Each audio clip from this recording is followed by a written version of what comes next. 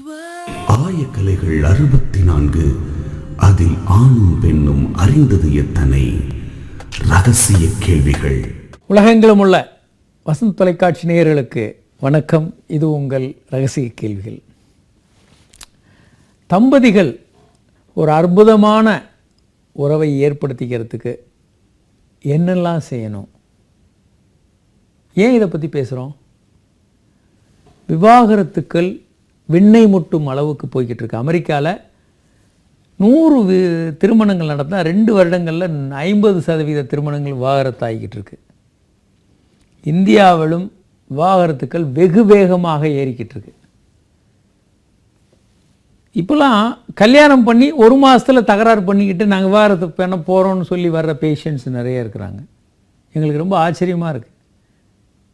1 வாரம் 1 மாதத்தில் வந்து சண்டை போட்டுக்கிட்டு பிரியணும் அப்படின்னு சொல்லிட்டு வர்றவங்களுடைய எண்ணிக்கை இன்றைக்கு பல மடங்கு அதிகமாகிடுச்சு. கல்லானாலும் கணவன் புல்லானாலும் புருஷனெல்லாம் இருக்க வேண்டிய அவசியம் இல்லை. ஆனால் ஒரு நீண்ட காலம் ஒரு நல்ல நட்பை ஏற்படுத்தி ஒரு அழகான உறவை மெயின்டைன் பண்ண தவறுறாங்க. அப்போது ஏன் இந்த தவறு எங்கே நடக்குது? இந்த விஷயங்களை சொல்லி கொடுக்கறதுக்கு அவங்களுக்கு எங்கேயுமே அவங்க கற்றுக்கொள்கிறது இல்லை. நம்ம ஒரு தவறான ஸ்கிரிப்டை சின்ன வயசுலேருந்து கற்றுக்கிறோம். மற்றவங்களுடைய குறைகளை பார்க்குறது, மற்றவங்களை குறை சொல்கிறது, தப்பு கண்டுபிடிக்கிறது, திட்டுறது, கிண்டல் அடிக்கிறது, நக்கல் அடிக்கிறது, இதில் நம்ம ஊறி போய் இதை பழகியிருப்போம். இது இயல்பானது அப்படின்னு நமக்கு வலியுறுத்துறதுக்கு திரைப்படங்கள் இருக்குது. அதுவும் அவர்கள்லாம் பாப்புலர் நகைச்சுவை மன்னர்களாக இருப்பாங்க. அவங்க தொழிலே நக்கல் அடிக்கிறது தான். அது என்னவோ நகைச்சுவையாக தெரியும், ஆனால் நமக்கு அது ஊறி போயிடும். அது நியாயம் என்ற உணர்வு நமக்கு ஏற்படுத்திடும். அதே போல் பத்திரிகைகள், ஜோக்ஸு எல்லாம் இந்த மாதிரி தான் வந்துகிட்ருக்கோம். அப்போது இந்த உணர்வோடு நம்ம போகும்போது திருமண பந்தத்தில் ஏற்படுத்துகிறோம். திருமண பந்தத்தில் எதை செய்ய வேண்டும் எதை செய்யக்கூடாதுன்னு தெரியாமல் இவங்க இறங்கும்போது பல நேரங்களில் தவறான விஷயங்களை செய்ய ஆரம்பித்து அது தவறான முடிவில் கொண்டு போய் விடுது. இன்றைக்கு அதைத்தான் நம்ம பேசிகிட்டு இருக்கோம். எப்படி கணவனும் மனைவியும் பழக வேண்டும், எப்படிப்பட்ட உறவை இவங்க ஏற்படுத்தினா ஒரு அற்புதமான வாழ்க்கையை இவங்க வாழ முடியும். ஒவ்வொரு மனிதனும் ரொம்ப அற்புதமான வாழ்க்கையை வாழ தகுதி உள்ளவன், வாழ திறமை உள்ளவன். ஆனால் நம்ம என்ன பண்ணுறோம்? வீட்டுக்குள்ளே ஒரு பெரிய சண்டை போட்டு மனைவியே கணவனை வீட்டுக்குள்ளே ஒரு எதிரியாக மாற்றி வச்சுருப்போம். வெளியே நம்மளால் வாழ்க்கையில் முன்னேற முடியாமல் போகிறதுக்கு இதுவும் ஒரு முக்கியமான காரணமாகவும் இருக்கும். நம்ம பார்ட்னராக நம்ம கூட தோள் நின்று வாழ்க்கையில் பல போராட்டங்களை சந்தித்து ஜெயிக்கிறதுக்கு உதவ வேண்டிய மனைவி அங்கேயே சண்டை, கணவன் மனைவி சண்டை போட்டுக்கிட்டே இருந்தீங்கன்னா வெளியே எங்கே போய் சண்டை போடுறது? வெளியே வாழ்க்கையில் போராட முடியாது, நீங்கள் ஜெயிக்க முடியாது. அதை பற்றி நம்ம பேசிகிட்டு இருக்கோம். இப்போ தொடர்ந்து ஒரு காலர் இருக்காங்க. ஹலோ ஹலோ, வணக்கம். யார் எங்கேருந்து பேசுகிறீங்க சார்? சார் மதுரையிலேருந்து குமார் பேசுகிறேன் சார். குமார், சொல்லுங்கள் சார். இந்த மாதிரி எனக்கு ஆணுக்குள்ள சிவப்பு புள்ளியா வருது. சரி. அது ஏற்கனவே ஒரு ஆயுர்வேத டாக்டரை பார்த்தேன். சரி. அது அவர் பார்த்து டேப்லெட் கொடுத்தா சரியாயிடுச்சு. சரி. திரும்ப ஒரு 8 months கழிச்சு திரும்ப அந்த மாதிரி வருது. உங்களுக்கு திருமணம் ஆயிடுச்சா? இல்லை சார். வெளியே யாரோட செக்ஸ் பண்ணீங்களா? இல்லை சார், ஒரே ஒரு பண்ணுவேன். பண்ணியிருப்பீங்க. பண்ணலைன்னா உங்களுக்கு இந்த மாதிரி எண்ணங்கள் வர்றதுக்கான வாய்ப்பு இல்லை. ஒன்று வந்துங்க, இந்த மாதிரியான ட்ரீட்மெண்ட் எடுக்காதீங்க. முதல்ல செக் பண்ணுங்கள். உங்களுக்கு அடிப்படையான சில டெஸ்ட்டுகள் எடுக்கணும். VDRL, HIV, அதே மாதிரி ஹெர்பிஸ்ஸு, இந்த மாதிரி பல டெஸ்ட்டுகள் எடுத்திங்கன்னா ஏதாவது பால்வினை நோய்கள் இருக்கான்னு பார்க்கலாம். இந்த துறையில் கொஞ்சம் எக்ஸ்பர்ட்டையும் நீங்கள் பார்க்கணும். ஜெனரல் டாக்டர் பார்க்குறத எக்ஸ்பர்ட்ஸ் வந்து சில விஷயங்களை ஈஸியாக கண்டுபிடிச்சிருவாங்க. அதாவது உறுப்புக்களில் வரக்கூடிய அந்த புண்ணு, அந்த மாதிரி விஷயங்கள்லாம் எக்ஸ்பர்ட்ஸ் பார்த்தாங்கன்னா ஈஸியாக கண்டுபிடிக்க முடியும்.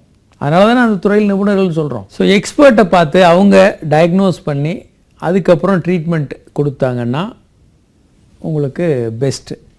பொதுவாக இந்த மாதிரியான தவறான பாலியல் தொடர்புகள் எல்லாம் நிறுத்திக்கங்க. எப்போதுமே தேவையில்லாத உறவுகளை மேற்கொள்ளாதீர்கள். ஏன்னா இந்தியாவில் HIV வந்து கடுமையாக வளர்ந்துக்கிட்டு இருக்கு, அதிகரிச்சுக்கிட்டு இருக்கு. யாருடையும் தேவையற்ற உறவுகளை வச்சுக்காதீங்க. சுய இன்பம் பண்ணலாம், அதுக்கு பதிலாக எத்தனை முறை வேணாலும். அதனால் எந்த தீங்கும் வராது. நம்ம போலி மருத்துவர்கள் சுய இன்பத்தை மிரட்டுறதுனால மாணவர்கள் இல்லை இந்த வாலிபர்கள்லாம் தவறான பாதையில் ஈஸியாக போகிறதுக்கு வாய்ப்பு வருது. ஒரு காலர் இருக்காங்க. ஹலோ ஹலோ, வணக்கம் சார். வணக்கம். யார் எங்கேருந்து பேசுகிறீங்க சார்? சார் பாண்டிச்சேரியிலேருந்து பேசுகிறேன் சார். உங்கள் பேருங்க? சதீஷ் சார். சதீஷ், சொல்லுங்கள் சார், இந்த டிங்கு சின்னதாக இருக்கு சார். சரி, அது என்ன காரணம்னு? ஆண் உறுப்பு சின்னதாக இருக்கா, விரைப்பைகள் சின்னதாக இருக்கா? ஆண் உறுப்பு சார். ஆண் உறுப்பு சின்னதாக இருக்குது. ஆமாம் சார். பல்வேறு காரணங்கள் இருக்குங்க. ஒன்று ஏதாவது ஃபுட்டு ஏதாவது எடுத்துக்கிட்டா? ஃபுட்டில் இம்ப்ரூவ் ஆகாது. ஆண் உறுப்புடைய சைஸ் உணவில் இம்ப்ரூவ் ஆகாது. முதல்ல என்ன காரணம்னு பார்க்கணும். வள்ளுவரே சொல்கிறாரு, என்ன காரணம்னு கண்டுபிடிக்காமல் நோய் முதல் நாடி, நோய் முதல் நாடி, அது தணிக்கும் வாய் நாடி வாய்ப்பை செயல். என்ன காரணம்னே தெரியாமல் ஏதாவது ஒரு இந்த விதையை சாப்பிடு, அந்த விதையை சாப்பிடு, இந்த பூவை சாப்பிடுன்னா எப்படி சரியாகும்? முதல்ல உங்களுக்கு என்னன்னு பார்க்கணும். ஹார்மோன்களில் குறைபாடு இருக்கா, இல்லை குண்டாக இருக்கிறதுனால ஒபிசிட்டினால் உங்களுக்கு பிரச்சனையா, இல்லை வேறு ஏதாவது பிரச்சனைகளா, எவ்வளோ வெயிட் இருக்கீங்க அப்படின்றதெல்லாம் பார்க்கணும். ஓவர் வெயிட்னால் அதை சரி பண்ணணும். நார்மல் வெயிட், நார்மல் ஃபிசிக் இருக்கணும். நீங்கள் ஹார்மோன் நார்மலாக இருக்கா, இதெல்லாம் அப்படி நார்மலாக இருந்தும் நீங்கள் சின்னதாக இருக்குன்னு நினச்சிங்கன்னா வேறு சில மருந்துகள் கொடுக்கலாம், இன்ஜெக்ஷன்ஸ் கொடுத்து பார்க்கலாம், அறுவை சிகிச்சைகள் பண்ணலாம். ஒரு காலர் இருக்காங்க. ஹலோ ஹலோ, வணக்கம். சொல்லுங்கள் மேடம். வணக்கம். என் பேர் லீஷா. லீஷா, சொல்லுங்கள். நான் மதுரையிலேருந்து பேசுகிறேன். சொல்லுங்கள். இந்த மென்சஸ் டைம் சார் 20 நாளாக இருக்குது. இப்படி சரி, அது யூரின் போனால் மட்டும் அது லெட்டு கொஞ்சம் கொஞ்சமாக பட்டுக்கிட்டு இருக்கு. அது என்னன்னு நான் கொஞ்சம் தெரிஞ்சுக்கலாமா? அது மென்சஸ் இல்லைங்க. ஏமா நீங்கள் முதல்ல நல்லா தெரிஞ்சுக்கோங்க. நீங்கள் யூரின் போக மட்டும் கொஞ்சம் பிளட் வருது அப்படின்னா உங்கள் கர்ப்பப்பை வாயில் புண்ணு இருக்கும். டாக்டர் யாராவது செக் பண்ணாங்களா உங்களா? என்ன வயசாகுது உங்களுக்கு? எனக்கு 24 வயசு ஆகுது. 24 தான் ஆகுது. இல்லைம்மா, இப்போ மென்சஸ் இரகுலராக வர்றது வேறு மாதிரி இருக்கும். அப்பப்போ ப்ளீடிங் கொஞ்சம் நிறைய வரும், கொஞ்சம் நேரம் கம்மியாக வரலாம், இப்படி மாறி மாறி வரும். அப்படி வந்ததுதான் சார். அப்படி வந்துட்டு ரொம்ப பட்டுக்கிட்டே இருந்துச்சு. 20 நாள் ஆயிடுச்சு. இன்னைக்கோட 11ஆம் தேதி வந்துச்சு. 20 நாள் ஆகி இன்னும் மறையாமையே இருக்குது.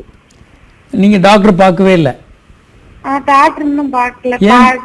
இது முதல்ல இந்த குழந்தை தரிக்காம இருக்கிறதுக்கு ஊசி போட்டோம். சரி, அந்த ஊசி போட்டதுல இருந்து இந்த மாதிரி பிரச்சனையா இருக்கு. அம்மா, அந்த டாக்டர்கிட்ட கேட்க வேண்டியதானே மறுபடியும் போய், இந்த மாதிரி போட்டதுல இருந்து இந்த மாதிரி பிரச்சனை இருக்கு டாக்டர், என்ன பண்ணலான்னு கேட்டதுக்கு அது ஒண்ணும் பண்ண தேவையில்லை, அது தன்னால சரியாயிடும் அப்படின்னு சொல்றாங்க. அந்த துறையில் அவங்க எக்ஸ்பர்ட்டான டாக்டர் தான் பார்த்தீங்களா? அந்த குழந்தையின்மை சிகிச்சைக்கு ஒரு ஸ்பெஷலிஸ்ட் மாதிரி பார்த்தீங்களா? ஆமா ஆமா சார். மறுபடியும் வேணா இன்னொரு டாக்டர்கிட்ட போய் இன்னொரு செகண்ட் ஒப்பீனியன் வாங்குங்க. டாக்டர் இப்படி சொல்கிறாங்க, எனக்கு 20 நாளாக தீட்டு வந்துக்கிட்டே இருக்கு, எனக்கு நிற்கலை அப்படின்னு. உங்களுக்கே வயதானவராக இருக்கீங்க, ஒரு 45-50 வயதாக இருந்தால் விஷயமே வேற. நீங்கள் யங்காக இருக்கிறீங்க, ட்ரீட்மெண்ட் எடுத்துகிட்டு இருக்கீங்கன்னா அந்த டாக்டர் மறுபடியும் கேளுங்க. இல்லை இன்னொரு இந்த துறையில், குழந்தையின்மை சிகிச்சை துறையில் வல்லுநர் போய், இந்த மாதிரி எனக்கு 20 நாளாக ப்ளீடிங் வந்துக்கிட்டே இருக்குது, எனக்கு இதை சரி பண்ணணும் அப்படின்னு கேளுங்க. அவங்க சில டெஸ்ட்டில் ஹார்மோன் ப்ராப்ளம் இருக்க வாய்ப்பு